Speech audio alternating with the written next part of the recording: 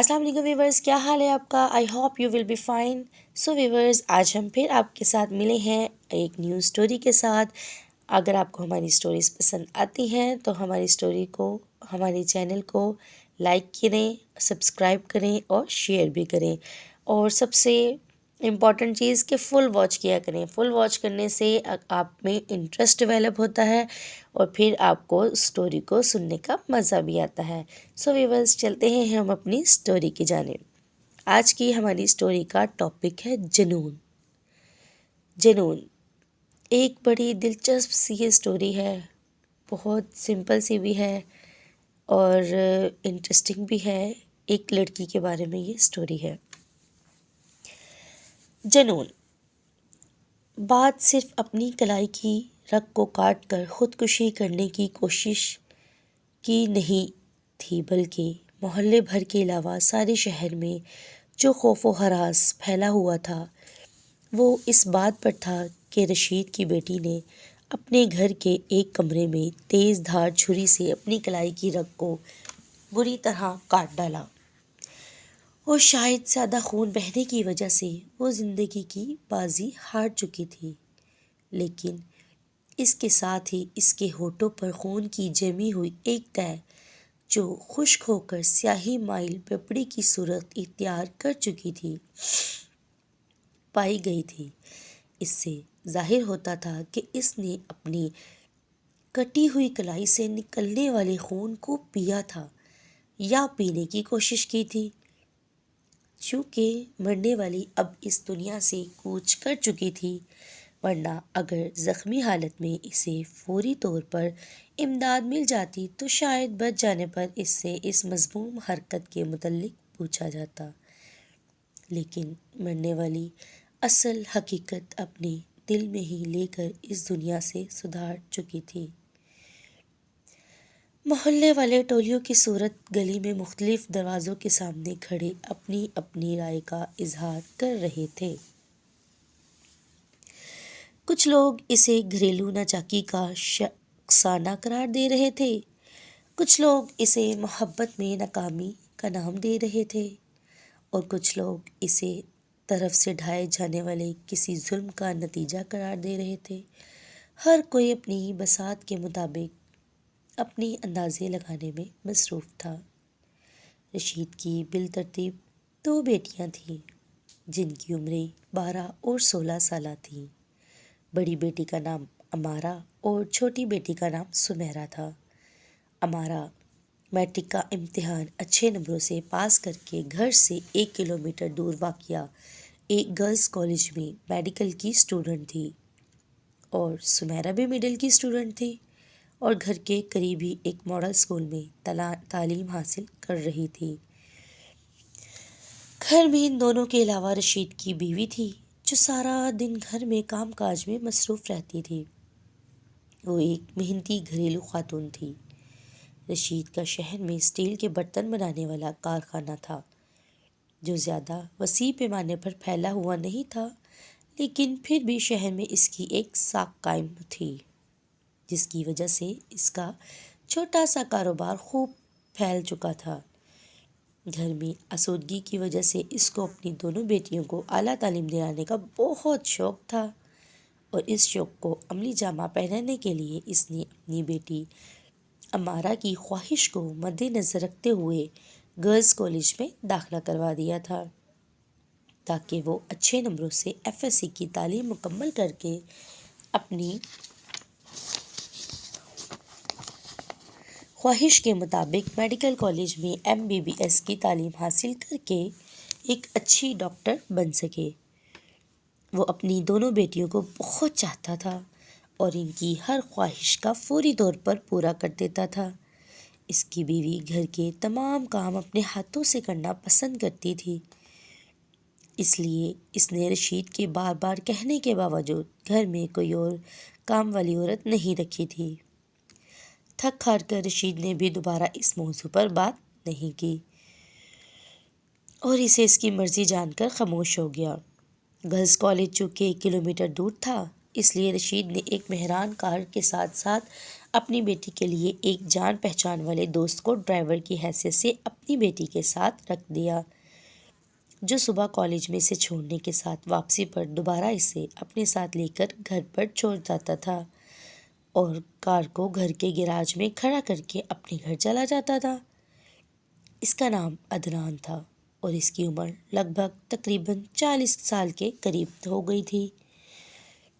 وہ چونکہ رشید کے ایک جاننے والے کے توسط سے رکھا گیا تھا، اس لیے رشید اس سے مطمئن بھی تھا، اور عدنان بھی کبھی کبھی راستے میں امارا سے اس کی تعلیم کے علاوہ کوئی ایسی بات نہیں کرتا تھا جس کی وجہ سے اسے کبھی بھی شرمندگی کا احساس ہو، اور اسے اپنی بیٹیوں کی طرح سمجھتا تھا، اور جواب میں امارا بھی اسے بہت عزت دیتی تھی۔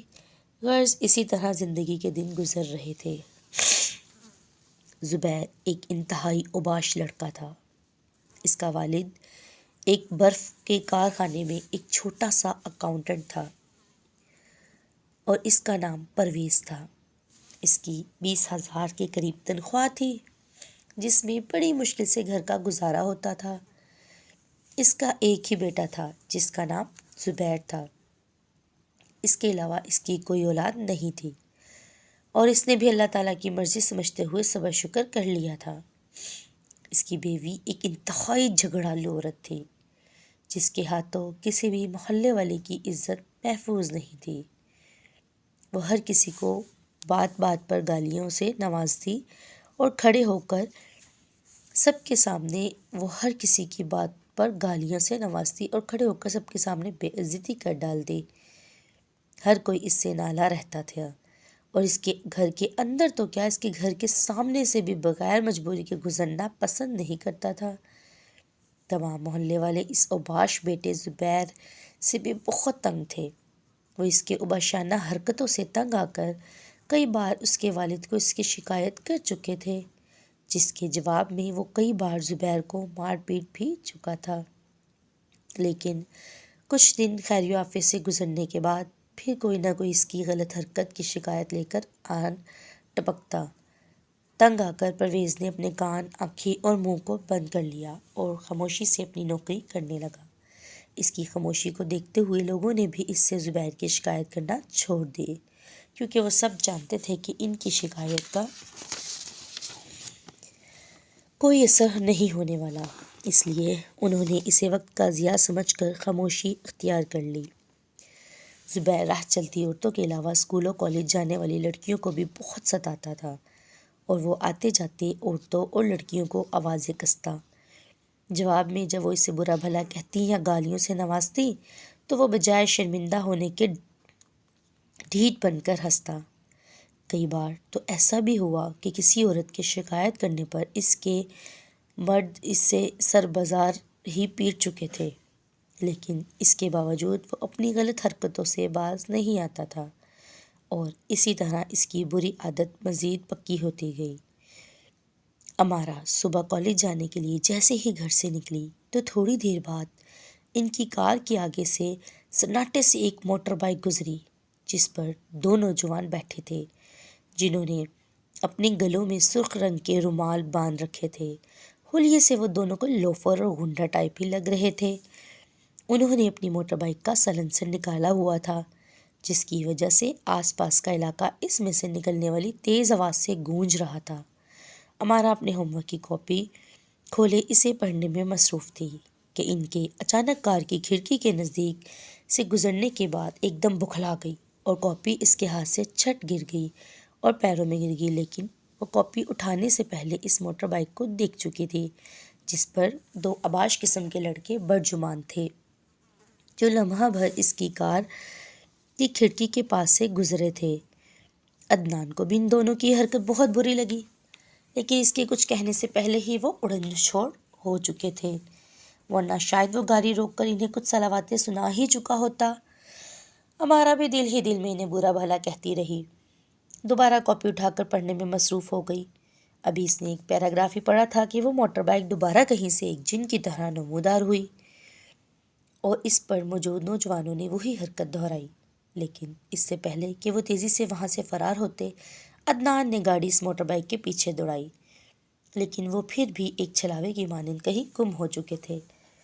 امارا نے تنگ آ کر عدنان سے فوری کالج کی طرف بڑھنے کا کہا اور عدنان اسبات میں سر ہلاتا گاڑی چلاتا کالج کی جانب بڑھتا چلا گیا اور وہاں امارا کو چھوڑ کر دوبارہ گھر کی جانب لوٹ گیا۔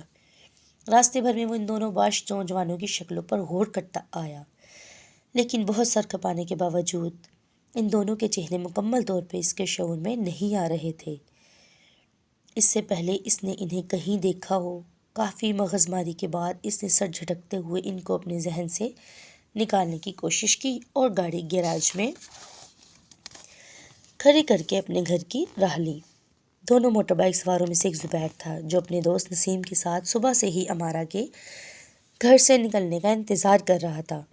اس نے پہلی ہی نظر میں امارا اچھی لگ گئی تھی، لیکن وہ جانتا تھا کہ اگر وہ اس سے شادی کا ارادہ رکھتا بھی تو بھی اس کے گھر والے سے کسی قیمت پر اس سے شادی نہ کرنے دیتے۔ اس لیے اس نے اپنے مذموم مقاصد کو پورا کرنے کے لیے امارا کو تنگ کرنے کا پروگرام بنایا۔ اس سے ایک دو بار پہلے بھی اس نے امارا سے کالج کے باہر بات چیت کرنے کی کوشش کی، لیکن اس کے سخت رویے کی وجہ سے اسے دوبارہ ہمت نہ ہوئی۔ لیکن وہ اس کے روزانہ کالج آنے کا حساب لگا چکا تھا اور اسے بھی معلوم تھا کہ وہ اکیلی کالج نہیں جاتی بلکہ ایک کار ڈرائیور اس کے ساتھ کالج جاتی ہے۔ اس لیے وہ کسی موقع کی تلاش میں رہنے لگا، لیکن کافی دن گزرنے کے بعد وہ اپنے گندے مقصد میں کامیاب نہ ہو سکا تھا۔ پھر اس نے اپنے دوست کو نسیم کو اپنا ہمراز بنا کر اسے تمام بات سنائی اور اس کر کہنے پر ہی وہ آج صبح سے ہی امارا کے گھر سے نکل کر انتظار میں تھا۔ انہوں نے اپنے حلیے اس طرح بنا رکھے تھے کہ ایک نظر میں کوئی انہیں پہچان نہ پائے، اور اپنے اس مقصد میں وہ تقریباً کامیاب ہو چکے تھے۔ تھوڑی دیر میں ہی انہیں امارا کے گھر سے نکل کر گاڑی میں بیٹھتی نظر آئی۔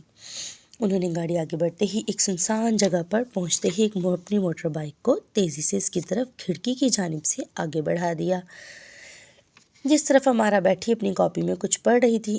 ان کے اچانک گزرنے سے کاپی اچھل کر امارا کے ہاتھ سے نیچے کے پیروں میں گر پڑی اور ڈرائیور نے بھی گھبرا کر یکدم بریک لگائی، لیکن اس سے پہلے کہ وہ کچھ سوچتے سمجھتے وہ موٹر بائک کو تیزی سے لے کے آگے بڑھ گئے۔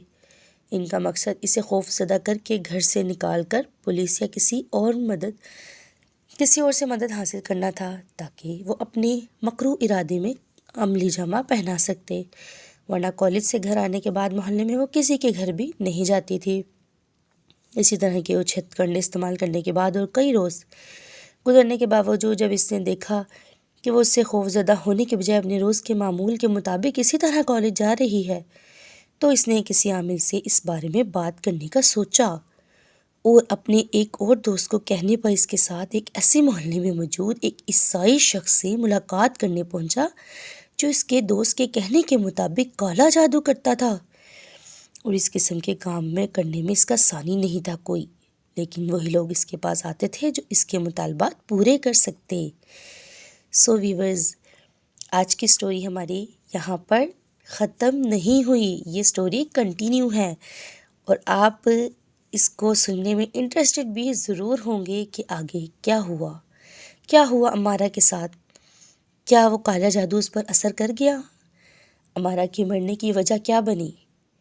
اس کو دیکھنے کے لیے ہماری نیکسٹ ویڈیو کو ضرور واچ کیجیے گا۔ سو اللہ حافظ، کیپ اٹ کنٹینیو۔